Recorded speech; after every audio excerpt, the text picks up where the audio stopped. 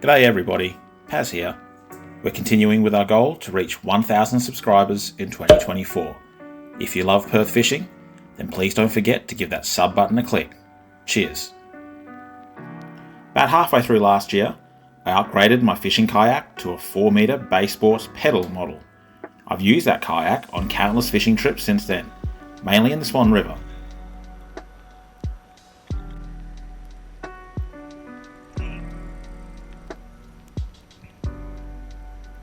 I've also ventured out to various oceanic locations.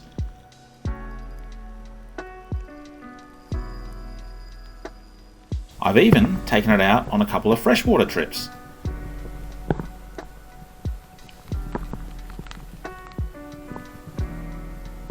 The kayak has been a fun, stable platform to fish from, and has served me well the past 9 months. While I've thoroughly enjoyed my time on the 4 metre beast, recent events have forced a change. For me, my sessions, and this channel as a whole. Stay tuned.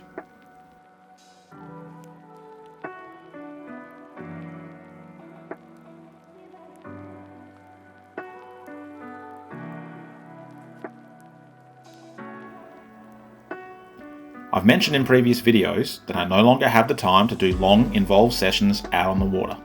Unfortunately, that also means that spending a significant amount of time loading and unloading the beast of the kayak is just not feasible for me anymore. While I love being out on the water, the setup time for the Bay Sports kayak does eat into that shortened session time.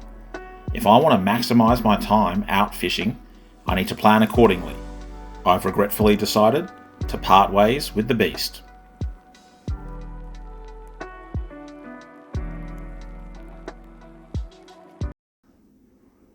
It was another week of no fishing this week. Instead, I've been scouring Marketplace and other sources for something that would suit my new fishing needs. Well, I didn't just find one kayak, I found 3. Take a look at the new DFJM fleet.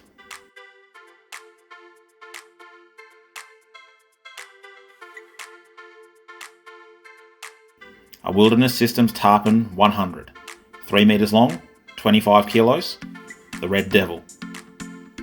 A Bay Sports Nereus 2 Tandem, 3.7 metres long, 34 kilos. Hasn't got a nickname yet, as I'm not creative enough. Please suggest one in the comments. And finally, a 2022 Hobie Passport 10.5, 3.2 metres long, 30 kilos. The Hobie. See? Told you I'm not creative.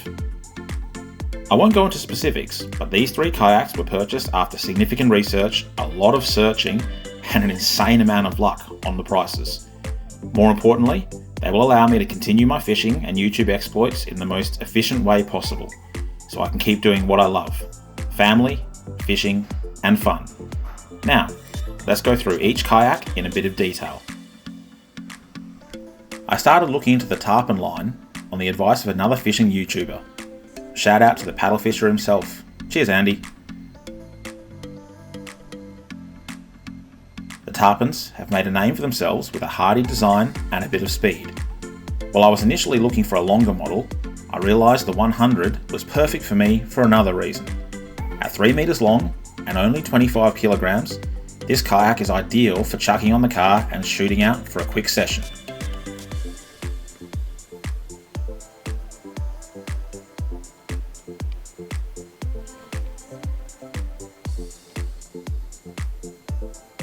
It's surprisingly spacious for its size, and while it won't hold a massive amount of gear, I won't need it to. On the Swan, I can paddle out to troll for tailor, or I can quickly bag a few squid, neither of which requires much to pack. With a shallow keel and no rudder or drive, the Tarpon is also perfect for some upriver kayak vids I've been wanting to do for ages. Given the price and hardiness, it's also a kayak I can be a bit more brazen on, and can work it hard without fear of breaking the bank. I bought this kayak because it gives me the freedom to continue my fishing, but also to expand my horizons. All hail the Red Devil. The Bay Sports Nereus 2 Tandem kayak gives me the opportunity to do something that has become a hallmark of my channel and fishing as a whole: bringing my family along for the ride. I owe this channel's creation to my 2 sons, who bug me incessantly about what I get up to on the water, and when I can take them out again. Well, now they get to experience it firsthand. This kayak will let me take the boys out on the water with ease and safety. Well, my base sports kayak was definitely big enough for 2 or 3, and I have taken Jay out on it before. The makeup of the beast didn't really make it easy. At 3.7 metres long, 86 centimetres wide, with moulded seats for 2 adults and 1 child, the Nereus gives me the space and balance I need to make fishing a family affair. With a weight of just 34 kilos, it's incredibly easy for me to lug around. And with a total weight capacity of 280 kilograms, I'll have no problem taking both kids and gear.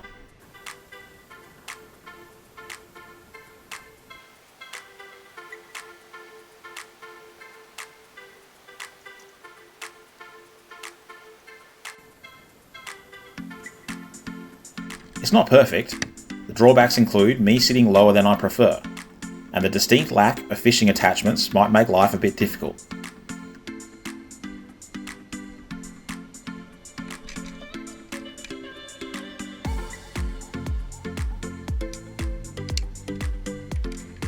However, the key focus for this kayak is family, and my kids are very excited. Yesterday, I caught them sitting in it in the garage, ready to go. So of course, off we went for a test.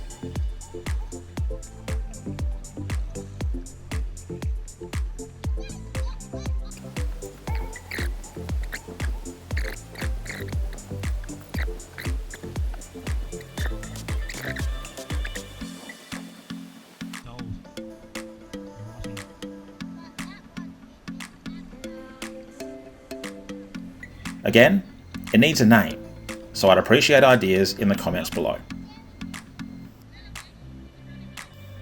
Finally, we come to the Hobie Passport 10.5. To say I was lucky to get this was an understatement. Definitely one of those right place, right time sort of things. I've mentioned in previous videos that I didn't want to break the bank on a Hobie, and I was able to stay true to that, even if I did end up getting the lowest model. Despite this, the Passport represents everything I currently need in a specialist fishing kayak.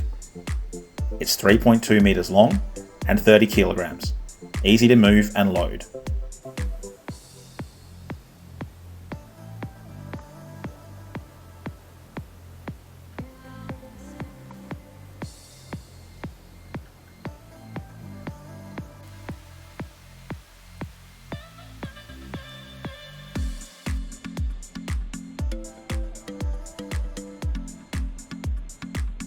It's wide and stable.